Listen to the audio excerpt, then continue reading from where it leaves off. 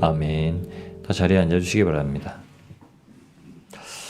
하나님은 자기 백성이 있어야 될 자리에 두십니다.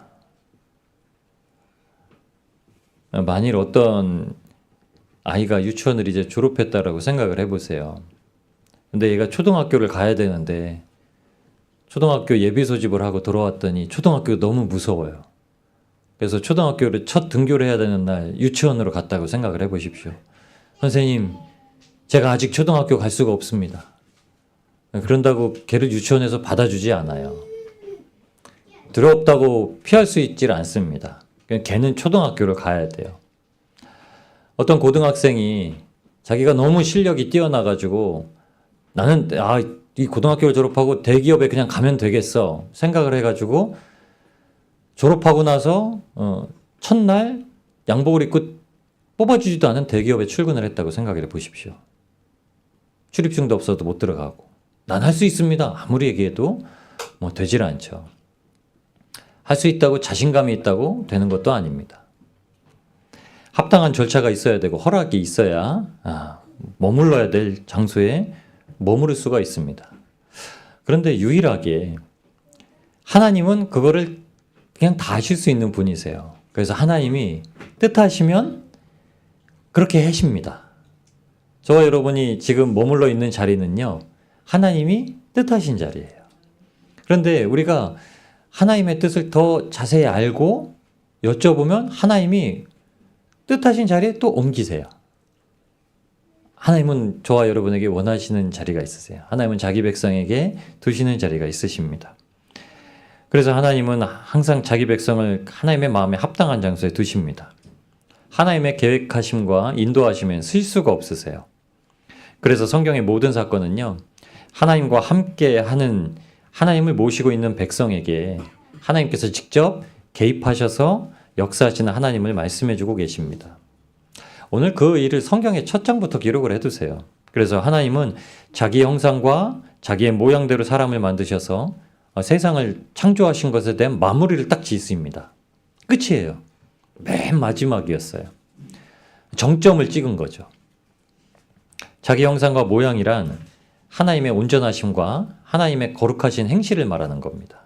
그래서 마태복음 5장 48절에는 하나님의 온전하심과 같이 너희도 온전하라 이 말씀을 주셨고요. 베드로전서 1장 15절의 말씀은 오직 너희를 부르신 거룩한 이처럼 너희도 모든 행실에 거룩한 자가 되라 이런 말씀을 주십니다. 하나님은 온전하시고 하나님은 거룩하세요. 이게 하나님의 모양과 형상입니다. 하나님은 모든 것을 생육하고 번성하고 땅에 충만한 은혜를 주세요. 근데 여러분, 하나님 생육하고 번성하고 충만하라 이 은혜는요, 그냥 주신 은혜예요. 만물에게 다 주신 은혜예요. 저희도 그 은혜는 그냥 누려요. 나 생육하게 하시는구나. 나 번성하게 하시는구나. 나 충만하게 하시는구나. 이거는요, 우리가 열심히 안 해도 하나님은 그렇게 하세요. 하나님은 자기 자녀에게 있어야 될 걸 다 하시는 분이세요. 그냥 충만하게 하세요. 자연 만물에게도 주셨고요. 사람에게도 동일하게 주셨습니다. 그런데 생육하고 번성하고 충만한 일은 하나님의 형상의 일은 아니에요. 하나님의 피조물에게 그냥 악인과 선인에게 다 같이 비를 똑같이 내려주시는 것과 같은 은혜입니다. 못됐다고 저쪽에 이 왼쪽에 있는 농부는 못됐다고 그 논에는 하나님이 비를 안 주시는 게 아니에요. 오른쪽에 있는 농부는 아주 착하다고 그쪽에는 내가 아주 때마다 비를 주마 이렇게 하지 않으세요. 비를 내리시면 양쪽 논에 다 비를 내리세요. 그 이게 일반적인 우리에게 주시는 은혜예요. 그러니까 여러분, 생육하는 일, 번성하는 일, 충만하는 일은 하나님은 그분이십니다. 하나님 창조주 하나님이십니다. 하면은 하나님은 그렇게 하세요. 그런데 더 중요한 한 가지가 있습니다. 하나님의 형상과 모양을 닮은 자들에게 명령하시는 한 가지가 있어요. 그게 땅을 정복하고 다스리라는 말씀입니다. 유일하게 하나님의 사고와 하나님의 생각을 캐치할 수 있는 저와 여러분 사람들에게는 하나님이 땅을 정복하고 다스리라는 한 가지의 명령을 주십니다. 그런데 하나님은 그 일들에 대해서 어떻게 해야만 그것이 가능한지에 대해서 우리에게 창세기를 통해서 말씀해 주시고, 그 일은요, 지금도 우리가 시작을 하기 시작하면 이거 하나님과 얼마나 친밀하게 우리의 삶이 바뀌어지는지 모르게 인도하시는 겁니다. 하나님의 마음이 연합해지면 다스리고 정복할 수 있게 됩니다. 그런데 하나님께서 이렇게 말씀하시는 다스림과 정복하심은 실제로는 우리가 할 수 있는 것들은 아닙니다. 하나님께서 왜 새 땅을 정복하고 다스리라는 명령을 주셨는지를 먼저 생각해 보셔야 돼요. 왜 우리는 땅을 정복해야 되고 왜 다스려야 되냐? 사자가 커서요? 코끼리가 커서요? 아니면 뭐 흉악한 사람들이 많아서요? 그게 아니죠. 이 땅이라는 세계가 어느 세계인지를 먼저 보여주시는 거죠. 원래 육신의 세계가 있기 전에 영의 세계가 있습니다. 그래서 하나님의 세계가 먼저 있었고요. 하나님이 육신으로 만들지 않고 영의 존재로 만든 천사들이 있습니다. 천사의 존재를 믿습니다. 우리는 천사의 존재, 영의 존재를 믿어요.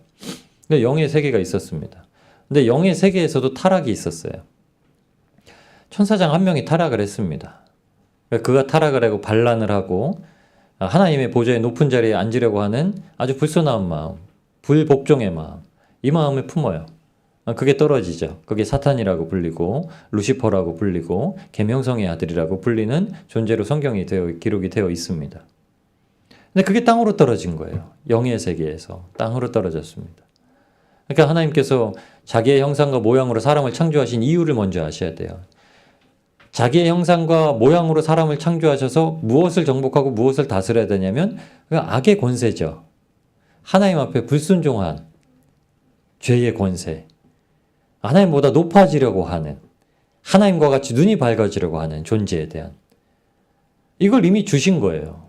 하나님의 형상과 모양으로 다스리는, 치리하는, 정복하는, 짓밟는, 꺾어버리는, 이게 그 단어의 의미로 표현이 되어 있는 겁니다. 그래서 사탄은 그렇게 쫓겨나가지고 이 땅 가운데 있는데 오직 하나님의 형상과 모양으로만 그것을 다스리는 것이 되어지는 일이라고 우리에게 알려주신 거예요. 그럼 여러분 지금도 우리는 뭘 해야 되죠?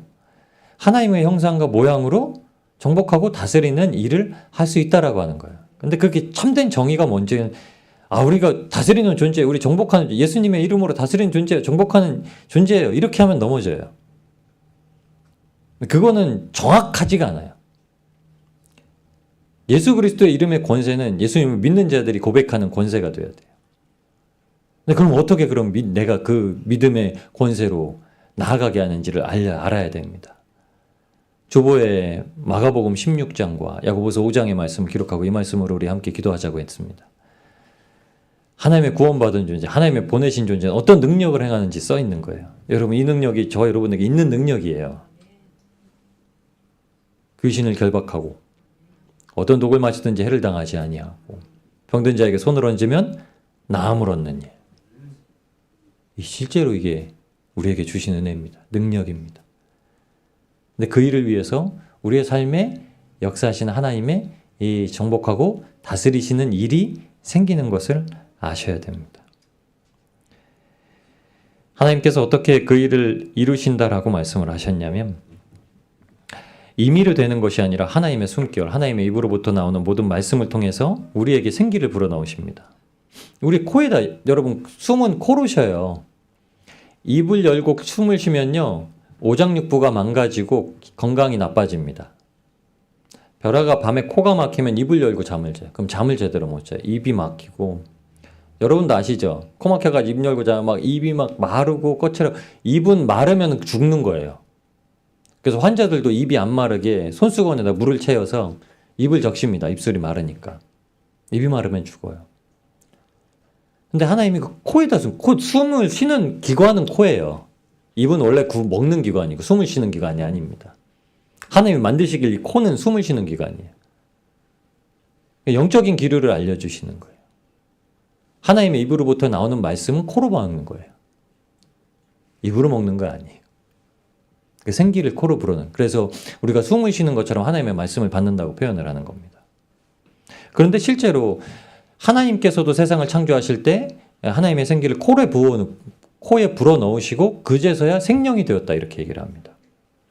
움직이는 생명이 됐다라고 해요.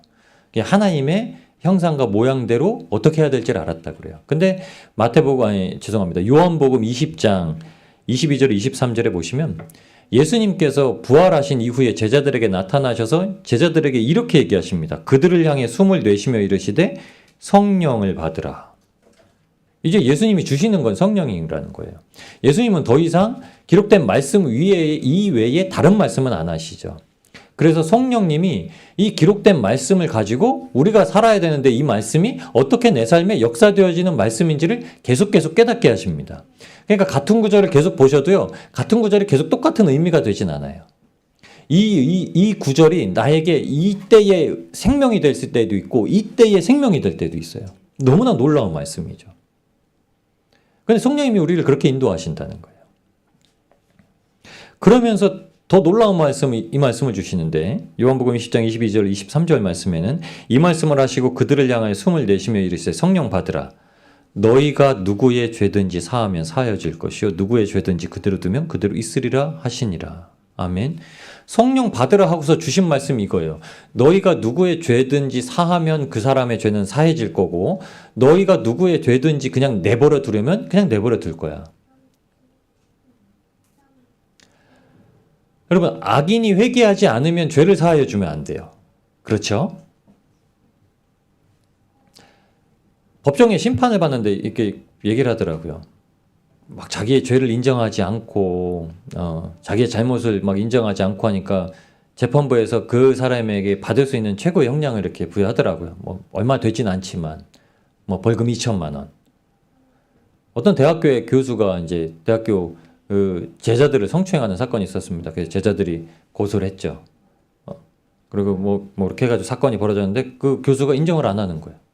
면직이나 파면도 없었고 다시 복직을 했고 그게 재판부로 회부가 됐습니다. 그래서 재판부에서 2천만 원의 벌금을 내렸어요. 근데 불복해가지고 또 항소를 했어요. 뭐 정의는 모르죠. 가봐야 알죠. 그냥 재판부가 어떤 확실한 증거를 가지고 있기 때문에 판결을 내렸겠죠. 하나님도 우리에게 그러시죠. 근데 성령을 받은 이후에는 뭐 어떻게 하죠? 성경에는 우리에게 판단하지 마라, 정죄하지 마라 이렇게 말씀해 주셨는데도 불구하고 너희가 누구의 죄든지 사하면 사해질 것이요 누구의 죄든지 그대로 두면 그대로 있으리라 이런 말씀을 하세요. 이제 성령님의 은혜와 성령님의 인도하심을 통해서 우리가 영적인 세계를 그렇게 살아낸다는 거예요.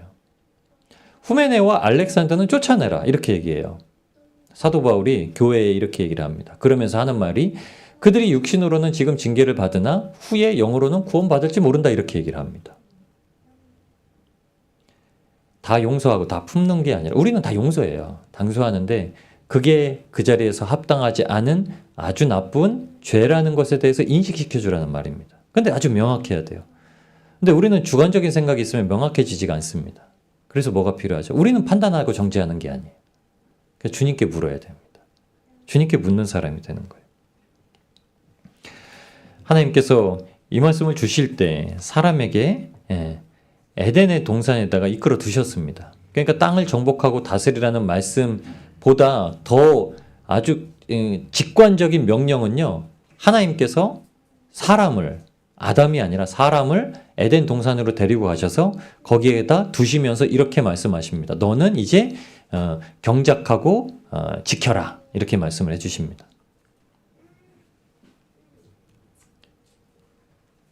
땅을 정복하고 다스리게 되는 게 오늘 실질적인 그리스도인의 정체성 그리고 하나님의 형상과 모양의 존재를 확인하고 예수님께서 이제 오실 때 어떻게 그렇게 되는지에 대해서 아는 거예요.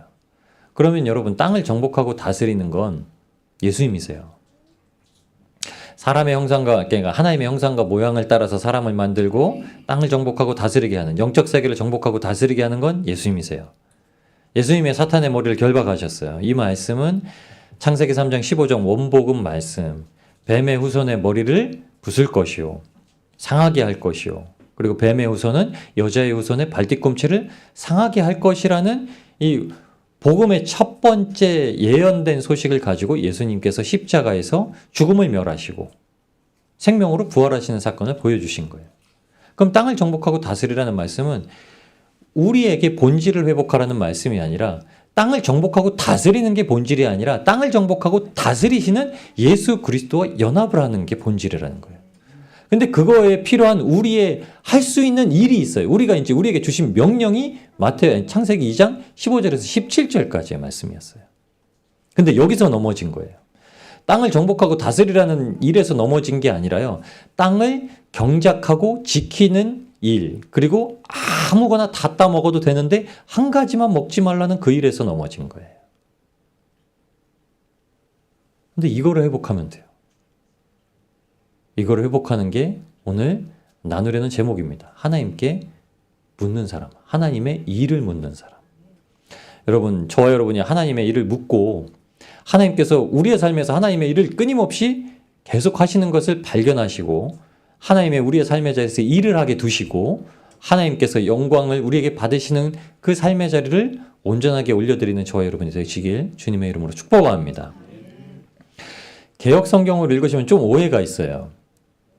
개역 성경에는 너희는 에덴 동산에 이르러서 이 땅을 다스리고 지켜라 이렇게 표현을 해요. 근데 이게 앞에 있는 정복하고 다스리라는 말과 다른 말입니다. 앞에는 밟다, 발로 밟다라는 완전히 대적이 올라오지 못하게 밟다라는 뜻이고 여기서는 개역개정에는 바르게 표현했어요. 경작하다는 표현은 개역개정 표현이에요. 지키다는 표현이 다스리다는 표현은 개역성경의 표현이고 개역개정엔 경작하며 지키라 이렇게 표현이 되어 있습니다. 하나님께서 누구라도 지금 있어야 될 자리에 두셨어요. 지금 저와 여러분을 두신 자리는요, 우리가 있어야 될 자리에 두신 거예요. 예수님께서 제자들을 따라오라고 말씀하셨습니다. 나를 따라와라. 그리고서 사람을 낚는 어부가 되게 하신다 하셨죠. 전도자가 되게 하신다는 말씀이에요. 영혼을 구원하는 자가 되게 하신다는 말씀이었습니다. 근데 제자들이 무엇을 했는지 아시나요? 제자들은 노를 저었습니다. 식사를 사러 왔다 갔다 했어요. 예수님께서 떡을 떼어주시면 나눠주는 일을 했습니다. 잠잘 곳을 가서 미리 알아보는 일도 했고요. 그리고 때때로 아주 가끔씩 예수님께서 전도하러도 보내셨습니다. 두식 짝지어 보내셔가지고. 근데 매번 보내지 않으셨어요. 한 번, 두 번 이렇게 보내셨습니다. 그런데 제자들에게 예수님께서 하시려는 했던 행동은 무엇이냐면요. 예수님이 계속 무엇을 하는지 보고 믿게 하시는 거였어요. 제자들이 일을 한 것보다 예수님이 살리는 걸 보고 예수님이 먹이는 걸 보고 예수님이 치료하시는 걸 보고 제자들은요. 야, 대단하다. 이렇게 하고 있었던 거예요. 그러니까 우리도 언젠간 되겠구나. 우리도 언젠간 예수님이 저렇게 하시는 걸 되겠구나. 우린 제자잖아. 여러분, 제자가 왜 제자인가요? 스승의 것을 하라고 제자를 부르시는 겁니다. 대학의 전공과정을 이렇게 딱 하면 왜 그 전공과정을 하죠? 거기 교수님들이 가지고 있는 그 지식과 노하우를 배워서 그렇게 하겠다는 거예요. 제자들도 똑같은 마음이었을 겁니다. 아니, 그물을 깃던 어부가 예수님의 부름을 받아서 이제 그물 치는 일을 버리고 주님을 따라가는데 예수님이 하신 일은 복음을 전하시면서 회개하라고 하시고 세례를 베푸시고 먹이시고 살리시고 치료하시고 그러면 뭐 어떤 마음이 들어야 되죠? 아, 조금 있으면 나도 이제 사람 살리는구나. 조금 있으면 나도 이제 사람 먹이는구나. 조금 있으면 나도 이제 사람 치료하는구나. 그걸 보라고 하셨던 거예요. 열심히 실습하라는 게 아니라 어떻게 하는지 꼼꼼히 보라고 한 겁니다. 꼼꼼히 어떤 걸 확인해야 되는지 본 거예요. 예수님께서 어떤 일을 하시는지 제자들에게 계속 보여주시면서 예수님을 믿도록 만들었습니다. 사람을 낚는 어부가 제자 되는 일이었죠. 그래서 제자들은 제자가 아닌데 제자로 부름을 받았고 나중에 돼서야 진짜 제자가 됩니다. 여러분, 제자는 증인이에요. 제자는 아니 어디 문화에서 배웠어요? 이렇게 물어봐요. 여기도 똑같아요. 교단이 어디세요? 그러면 그 교단에 어느 목사님 계시고 어느 목사님 계시고 아 그분들의 영향을 받았겠네 이렇게 얘기하는 거예요. 똑같은 거예요. 아니 어디 출신이세요? 아 그 지역에는 그분이 참 유명한데 이런 얘기들만 하죠. 제자는 증인입니다. 제자는 스승이 누군지를 증거하는 사람들이에요.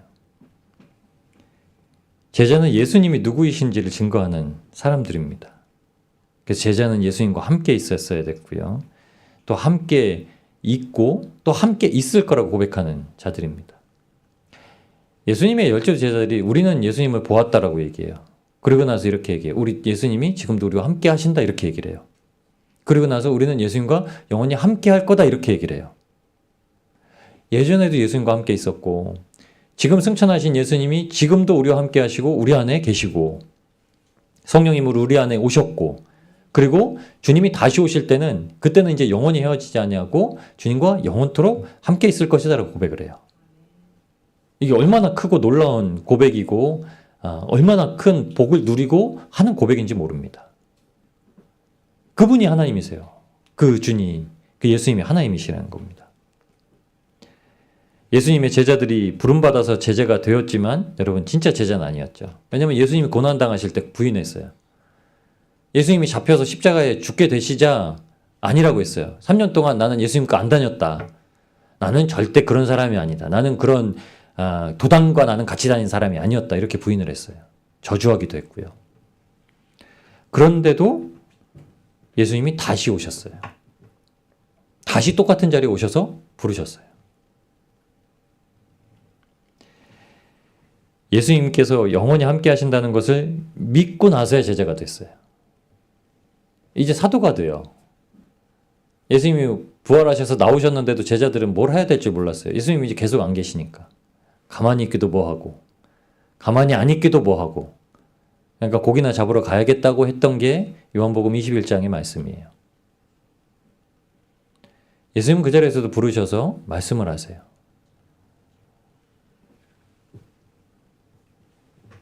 예수님이 제자들을 부르신 목적이 그리고 예수님을 진짜 믿게 하신 목적이 예수님께서 우리 안에 계시고 우리와 함께 하신다는 것을 알게 하신 목적이 땅을 정복하고 다스리는 일을 하게 하신 겁니다. 여러분 예수님은 항상 땅을 정복하시고 다스리세요. 이곳에 사는 여러분 우리가 삶에서 지치고 힘들고 우리가 본질을 못 잡고 계속 세상에 있는 것을 기준 삼아서 흔들리는 삶을 살게 되는 이유가 뭔지 아시나요? 땅을 정복하지 못해서 그래요. 땅을 지배하지 못하고 땅을 다스리지 못해서 그렇습니다. 이거를 잘못 얘기하면 예수님의 이름으로 선포해서 물질이 들어오라고 하고 인복이 들어오라고 얘기를 해요. 그건 아니에요. 예수님은 악의 권세를 잡으세요. 우리가 더 이상 거짓 것에 미혹되지 못하게 하세요. 우리를 자존감이 낮게 만드는 것, 그러니까 우리가 어떤 세상의 것들 가지고 세상의 기준 가지고 제한돼야 되는 것들 이걸 여전히 세상은 얘기를 해요. 근데 하나님은 그렇지 않으세요. 우리가 마태복음 6장 말미에 보시면 너희는 먼저 그의 나라와 그의 의를 구하라. 그리하면 이 모든 것을 너희에게 더하시리라. 너는 염려하지 마라. 먹을 것, 마실 것을 위해 염려하지 마라. 너는 입을 것 때문에 염려하지 마라. 이 말씀을 주세요. 자, 그런데 이 땅을 살면서 이게 항상 염려라는 거예요. 그래서 안목의 정욕과 육신의 정욕과 이생의 자랑 이렇게 얘기해요. 눈에 보이는 것 때문에 우리가 흔들리고 내 몸을 위하는 것 때문에 내가 흔들리고 내가 세상 가운데 자랑할 것 때문에 흔들리고 그래서 예수님은 하나님과 재물을 겸하여 섬길 수 없다라는 말로 우상을 섬기지라는 말라는 말씀을 하세요. 근데 이게 염려가 안 되시나요? 갑작스럽게 다가오면 염려가 안 되시나요? 당장 병원에 입원해도 병원비부터 생각이 나는데요. 근데 뭐라고 얘기하시는 거죠? 먼저 하나님의 나라와 의를 구하라. 그러면 채우신다. 어떤 방법인지 몰라요. 갑자기 어떻게 채우실지 몰라요. 그런데 여러분 절대 걱정하지 마시고 염려하지 마시라는 거예요. 하나님이 먹이시고 하나님이 입히시고 하나님이 마시우게 하신다는 겁니다. 그래서 하나님께서 예수 그리스도께서 이 땅을 주관하시는 분이 바로 분이시다라는 걸 증거하기 위해서 우리를 두셨다는 거예요. 교회를 두셨다는 거예요. 그리스도인들을 두셨다고 하시는 말씀입니다. 이게 그리스도인의 정체성입니다. 이 땅을 주관하고 계시고 이 땅을 다스리고 계신 그분이 정말 세상 사람들은 이렇게 얘기해요. 너 기적 같은 일이다. 너 어떻게 그런 일이 벌어졌냐. 이 일을 세상 사람들이 보고 그럼 그 일을 누가 하셨는지를 복음을 듣게 하시는 거예요. 하나님이 하셨어. 우리는 담대하고 아주 명확하게 전할 수 있습니다. 정말 이런 일들이 생겼어. 진짜 아무 저기도 없었어. 근데 야, 어떻게 그런 일이 생겼냐? 하나님이 하셨어. 내게 말씀해 주셨고 그냥 그거에서 따라서 그냥 하나님을 바라봤는데 하나님이 하셨어. 그러면 이 고백이 성경 안에 사도행전에 사도들의 서신서에 계속 기록되어 있는 겁니다. 그들의 기록은요, 전도하러 다녔던 이 교회 일들이 아니에요. 그들의 삶입니다. 그들의 삶에서 하나님이 어떻게 도우시고 하나님이 어떻게 살리시고 하나님이 어떻게 역사하셨는지 계속 보여주는 거예요. 사람들이 변화되고 그 장소가 변화되고 거기에 놀라운 일들이 일어나고 이런 일들이요, 아주 그냥 그럼 교회 잘 다니는 사람들, 그건 그냥 신앙생활 잘하는 사람들이 이야기가 아니에요. 그 일들을 통해서 신앙생활을 잘하게 된 거고 그 일들을 통해서 하나님을 더욱 믿게 된 거고 확신하게 된 거고 의지하게 된 거예요. 근데 지금은 그게 아니에요. 거꾸로 가고 있어요. 여러분 믿으셔야 돼요. 하나님이 일을 하세요. 어떻게 일을 하실지 몰라요. 근데 우리가 이 정체성을 붙들고 있어야 돼요. 하나님께 날마다 물어야 돼요. 주님 어떻게 할까요? 왜 안 물으세요? 제가 계속 말씀드리죠. 물어야 돼요. 물으면 답해 주세요. 어떻게 할까요? 물으니까 어떻게 할지를 주시는 거예요. 주님, 우리가 그럼 사랑을 증거한다고 그러면 예배는 어떻게 드려야 될까요? 신방을 해야겠구나. 마음을 주시는 거예요. 하나님이 어떻게 해야 될까요? 애가 말을 안 들으면 전 계속 물어봐요. 요새는 많이 물어봐요. 어떻게 할까요? 기저귀 가르려고 하면 기저귀 안 입는다고 막 사방팔방 도망다녀요. 막. 어떻게 막 머리끄댕을 잡아와서 입힐 수도 없잖아요. 어떻게 할까요? 어떻게 할까요? 물어봐요, 제가. 물어보면 막 어떤 감동을 주세요. 그럼 그대로 따라요. 막 슬금슬금 쫓아가서 막 억지로 입히든지. 막 방법은 매번 다르게 주시더라고요. 근데 여러분, 그냥 저는 비유로 말씀을 드린 건데 모든 순간 그러세요. 감동을 주세요. 근데 그게 들려지고 우리에게 주시는 그 확답이 마음속에 심겨질 때까지 안 들릴 수도 있어요. 근데 계속 물어야 돼요. 계속 물어야 돼요. 왜냐하면 우리의 정체성은 예수님께서 우리를 맡기셨죠. 그 맡기신 사명이 뭐냐면 제자를 양성하는 거예요. 그리고 예수님과 함께 있는 겁니다. 예수님이 지상 대명령으로 마태복음 28장 마지막 말씀해 주셨을 때 예수님께서 가라 제자 삼으라, 이 말은요 사역자들에게 준 메시지 아닙니다. 너 목사 되라, 너 선교사 되라, 이 말씀으로 주신 말씀이 아니에요. 모든 그리스도인들에게 누구든지 가서 예수님이 우리의 스승이시고 예수님께서 우리를 가르쳐 주시고 예수님께서 우리 이 복음을 끝까지 전하라 하셨고 땅끝까지 전하라 하셨고 그리고 예수님께서 그 자리에 우리와 늘 함께 하신다고 약속해 주셨다, 이 말씀을 전하라는 거예요. 그래서 그렇게 하기 위해서 여러분, 하나님께서 다 각자의 자리를 맡기신 거예요. 아니면 그냥 이렇게 모인 사람들이, 대순진리교가 그래요. 그 사람들 다 모여서 다 똑같은 일이에요. 다 똑같은 공장 들어가서 똑같은 일을 하고. 근데 교회는 그렇지 않아요. 수천 명, 수만 명이 모였다면요, 거기엔 수백 개, 수천 개의 직업을 가진 사람들이 모여요. 각자의 자리로 다 흩어져 있어요. 삶의 자리에 다 흩어져가지고 복음 전해요. 그리고 돌아와서 그들이 각자의 자리에서 있었던 일들을 나눠요. 그리고 더 지혜를 얻어요. 주님을 증거했더니 벌어졌던 일들. 그래서 여러분, 지금 내가 있는 자리에 하나님이 지금 두셨다는 것을 믿고 시작하는 것이 하나님의 제일 큰 은혜를 누리는 방법입니다. 여러분, 하나님께서 사람을 이끌어서 에덴 동산에 먼저 두셨다고 말씀하셨죠. 지금 여러분 있는 자리도 하나님이 거기다 그냥 두신 거예요. 내 영혼이 은총 입어라는 찬양이 있습니다. 거기 후렴구가 이렇게 얘기하고 있어요. 할렐루야 찬양하세, 내 모든 죄 사함받고 주 예수와 동행하니 그 어디나 하늘나라. 아멘. 뭐라고 얘기하죠? 이 찬송을 작사한 사람이 고백하기를, 예수님이 나랑 지금 한국에 계시니 내가 여기를 가도 여기가 에덴 동산이요, 내가 저기를 가도 저기가 에덴 동산이다, 이렇게 고백을 하고 있는 겁니다. 찬송 가운데. 여러분, 성경에 보시면 믿음의 선진들을 통해서 다 이걸 증거했습니다. 아브라함이 그랬고요, 이삭이 그랬고요, 야곱이 그랬고요, 요셉이 그랬고요, 다니엘이 그랬고, 욥이 그랬고요, 예수님의 12 제자들이 그랬고요. 그리고 나서 교회들이, 그리고 주님의 음성을 듣는 모든 자들, 하나님으로 돌이켜서 살아가는 그리스도인들이 다 그랬습니다. 태초의 에덴을 예수님은 지금도 이루고 계십니다. 병상에서, 직장에서, 학교에서, 거리에서. 하나님은 지금도 우리를 그곳을 에덴 동산으로 만드시고 우리를 이끄십니다. 그럼 예수님은 그곳에 우리를 두시고 이제 그것을 경작하면서 지키게 하시죠. 2장 15절에 경작하라는 말은 섬긴다는 말입니다. 섬길. 경작하다는 말이 구약 그 단어는 히브리어로는 아바드예요. 아바드는 섬기다라는 표현입니다. 하나님을 섬기다, 하나님을 예배하다, 하나님을 모시다 이런 말이 아바드예요. 여러분 우리가 육신으로만 묶여서 주님을 알지 못하는 땅을 정복하고 다스리는 분이 바로 예수님이십니다. 우리가 안목의 정욕, 육신의 정욕에만 묶여 있으면요, 그 땅을 못 봐요. 땅의 그 권세 가지고 있는 자들을 못 봐요. 땅을 정복하고 다스리는 걸 예수님이 그렇게 하십니다. 우리는 예수님께서 예수님을 알도록 에덴 동산에 두셨다는 거예요. 거기서 예수님을 섬겨라. 그리고 우리의 마음을 경작하고 지키라고 말씀하신 거예요. 그럼 사람을 에덴의 동산에 두셔서 하신 말씀은요, 땅을 갈고 지켜라.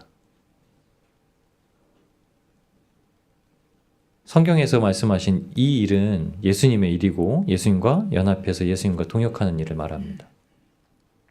잘 생각해보면 하나님께서 사람을 처음 에덴의 동산에 두셨어요.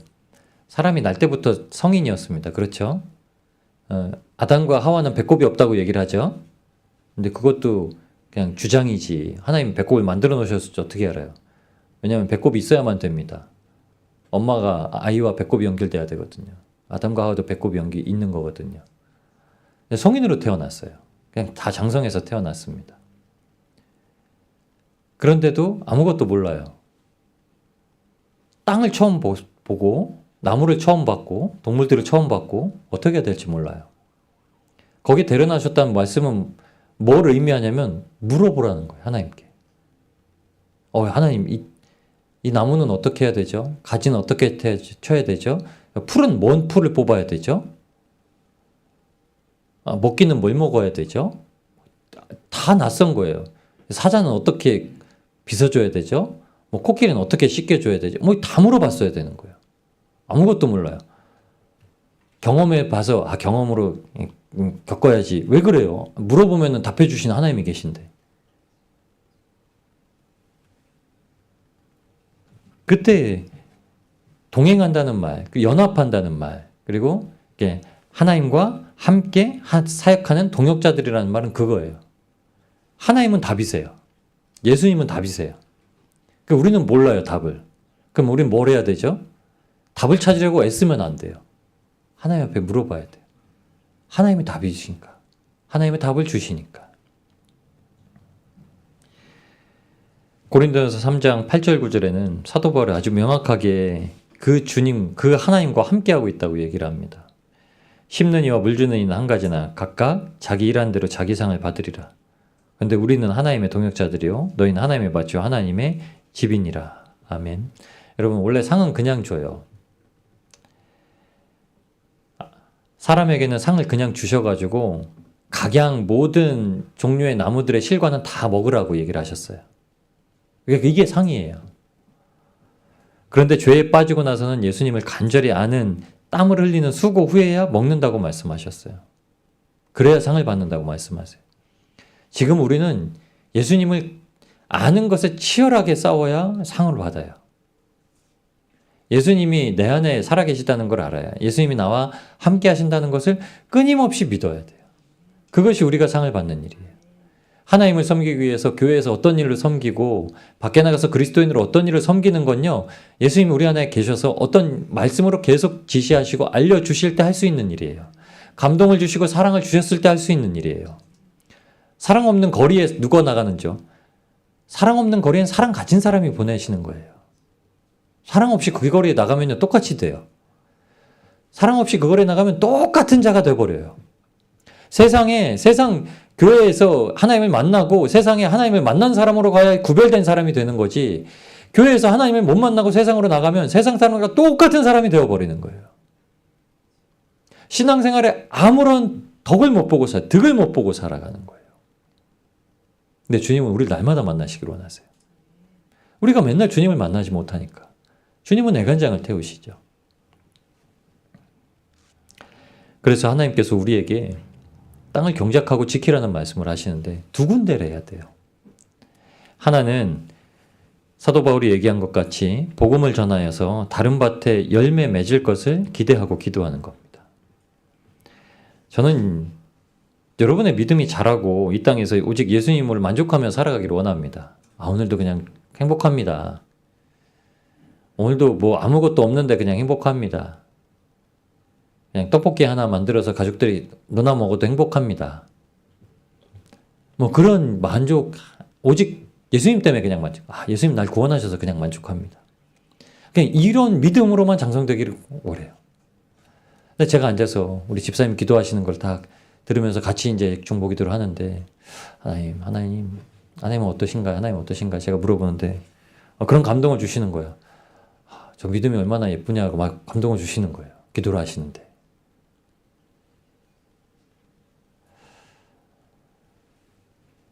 하나님은 우리가 다른 이들의 믿음이 장성하기를 너무나 기뻐하세요. 그래서 우리가 복음을 그래서 전하는 거예요. 저 사람이 살았으면 좋겠어요. 저 복음은 모르는 사람이 살았으면 좋겠어요. 불쌍한 사람이. 지나가다가 요새는 잘 못 봐요. 저희 집을 가면 노숙인 한 분이 계속 왔다 갔다 하셨어요. 낮이나 밤이나 겨울이나 여름이나 항상 똑같은 회색, 짙은 회색의 두꺼운 점퍼와 손바지를 입으시고 검은색 신발을 신고 장발을 하고 가끔가다 담배와 콜라의 큰 병을 들고 이렇게 가시는 분이 계세요. 예전에는 제가 그분을 보면 저 상황이 되게 불쌍했고 안타까웠어요. 근데 요새는 그 생각이 드는 거예요. 저분이 예수님을 믿으면 저렇게 살아도 괜찮지. 자기가 그렇게 산다고 그러면 나 예수님 믿으니까 이제 괜찮다고 합니다. 근데 그렇게 있기 때문에 그 행색이 초라해서 그분이 이제 불쌍한 게 아니라 다른 사람을 보면서도 제가 지나가면서 저 사람이 그리스도를 안 믿는 예수님을 안 믿는 사람은 참 불쌍하다. 똑같은 사람이다.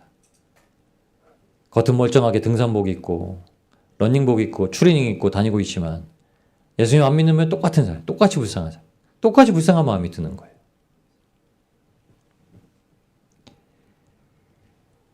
우리는 누군가가 우리 가족 모두가 아니면 우리 공교회 모두가 다 주님 한 분만으로만 만족하고 어느 것에도 흔들리지 않고 눈에 보이는 것으로만 세상을 살아가지 않고 살아계시는 하나님께서 우리의 삶을 인도하시는 것을 믿고 온전하게 신뢰해서 살아가는 그 믿음의 확고함과 담대함을 가지고 있다면 여러분 너무나 감사하고 기쁜 일입니다. 이것이 저의 기대뿐만이 아니라 여러분의 기대이기도 하고 모든 교회의 기도이기도 합니다. 그래서 그 말씀을 주셨죠. 내 이웃을 내 몸과 같이 사랑하라. 구원을 얻어야 될 그 사람들. 그들의 구원이 갈망되는 마음을 경작하고 지키라고 말씀하신 겁니다. 그리고 나서 주신 말씀이요. 잠언서 4장 20절에서 23절 말씀이죠. 내 아들아 내 말에 주의하며 내가 말하는 것에 귀를 기울이라. 그것을 네 눈에서 떠나지 말게 하고 마음속에 지키라. 그것은 얻는 자에게 생명이 되며 그의 온 육체에 건강이 됨이니라. 모든 지킬 만한 것 중에 더욱 네 마음을 지키라. 생명이 근원이 이에서 남이니라. 아멘. 우리 4장 23절만 동떨어서 많이 읽는데 앞절에 20절의 말씀부터 시작하면 이렇게 해야 돼요. 하나님의 말씀에 귀를 기울여라. 그리고 하나님의 말씀에 귀를 기울여서 마음을 지켜라. 이렇게 됩니다. 이 말씀은요. 하나님의 말씀으로 누굴 지키라는 거죠? 나를 지키라고요. 절대 미혹되거나 넘어지거나 낙담되거나 실망하거나 좌절하거나 포기하거나 주님을 멀리하거나 그렇게 살지 말라는 거예요. 에덴을 경작하고 지키는 건요. 하나님의 말씀에 귀를 기울이는 겁니다. 처음에 에덴에 발을 디디고 이제 아무것도 몰랐던 그 복음만 가지고 살아야 됐던 그 첫 사람이 하나님 앞에 아무것도 모르기 때문에 묻기 시작하고 하나님의 말씀에 귀를 기울이기 시작하게 되어야 됐던 겁니다. 그래서 하나님께서 사람이 정복하고 다스리는 일을 하지 못하지만 선악을 구분하는 이 일은 먹지 말라고 한 거예요. 로마서 2장에도 얘기합니다. 남을 판단하는 사람아, 네가 똑같은 정죄를 받는 것이라. 로마서는 이렇게 얘기해요. 우리가 어떤 사람이 못된 일을 했어요. 그런데 그 사람이 못된 일을 한 거 보고 아유, 저 인간은 내가 저럴 줄 알았다 하면은 똑같은 죄를 저지르고 있는 것이다라고 로마서의 사도 바울은 얘기합니다. 정죄하는 것, 내 생각대로 다른 사람의 생각을 정해버리는 것. 그건요, 죄를 짓는 자들하고 같은 죄와 오류를 짓도록 우리가 마귀의 미혹에 넘어졌다라는 거예요. 하나님은 온전하고 하나님은 거룩하고 모든 행실에 거룩한 자라고 되게 하셨죠. 그게 어떤 자죠? 악한 자의 악을 그냥 내버려 두지 않지만 그거는 옳은 일로 바꿔야 되고 공평하게 판단을 해야 되지만 그 사람에 대해서는 절대 미워하지 아니하고 그를 구원하게 힘쓰도록 하는 것이 주님께서 우리에게 경작하고 지키게 만든 겁니다. 그 우리의 마음을 이렇게 주신 거예요. 하나님의 말씀으로 이제 우리가 이 세상을 어떻게 바라봐야 되냐, 내 삶의 터전을 어떻게 바라봐야 되냐. 그래서 고린도후서 10장 13절에도 이렇게 얘기합니다. 우리는 분수 이상의 자랑을 하지 않고 오직 하나님께서 우리에게 나눠주신 그 범위의 한계를 따라 하노니 곧 너희에게까지 이른 것이라. 아멘. 여러분, 하나님께 가까워지고 하나님이 우리 안에서 커지기 시작하면 범위의 한계가 어떻게 되는지 아시나요? 넓어질 수밖에 없죠. 그게 완전히 폭발해서 넓어지는 공간이 예수 그리스도께서 다시 오셔서 이제 모든 죄를 없이 하시고 영원한 생명으로 우리와 이루시는 새하늘과 새 땅에 벌어지는 일입니다. 에덴에서 할 일을 몰래 했지만 주님께서 모든 것 좋은 것을 주셨습니다. 다 먹으러 하셨죠. 여기서 모든 열매 어떤 열매인지 아시나요? 지식의 열매, 건강의 열매, 치료의 열매, 행복의 열매, 사랑의 열매, 희락의 열매, 화평의 열매, 오래 참음의 열매, 자비양선, 충성, 온유, 절제의 열매. 이 열매들이에요. 동산에 있는 모든 나무의 열매를 먹어라. 그런데 딱 하나, 한 가지 일에만 힘쓰면 됐습니다. 그러니까 그냥 하나님의 말씀대로 그냥 다 자유롭게 해도 되는데 한 가지만 하면 됐어요. 귀를 기울여서 하면 됐습니다. 그게 선악을 알게 하는 열매는 먹지 마라. 미혹 당하지 마라. 지금 우리한테 뭐란 얘기죠? 누가 우리에게 어떤 소리를 해서 우리의 신앙을 떨어지게 하고 믿음을 떨어지게 하고 하나님의 일들을 멀어지게 하는 일들에 대해서는 무조건 듣지 마라. 멀리해라. 속지 마라. 누가 욕하는데 그 자리에 있지도 마라. 그 자리에 있으면 어떻게 되죠? 수근수근 하는 자 된다고 얘기하시죠. 자리를 나와라. 자리를 피해라. 네 자리 아니다 이렇게 말씀하시는 거죠. 하나님께 듣지 않고 판단하게 되는 거예요. 그런 일이 왜 벌어지는지 아시나요? 마귀의 말을 듣는 순간 하나님께 묻지 않게 돼요. 내가 생각하게 돼요. 내 생각을 가지고 결정하게 돼요. 그 일을 가지고 행동하게 돼요. 그래서 하나님께서 모든 교만과 정욕과 탐심은 먹지 말라고 말씀하신 겁니다. 하나님께서는 구하는 자에게 주시죠. 여러분 모든 순간 물으시기를 바랍니다. 그러면 어떤 길로 천국으로 인도하시는지 알려주십니다. 예수님께서 우리의 삶에 놓여져 있는 장애물과 악을 정복하고 다스리셨습니다.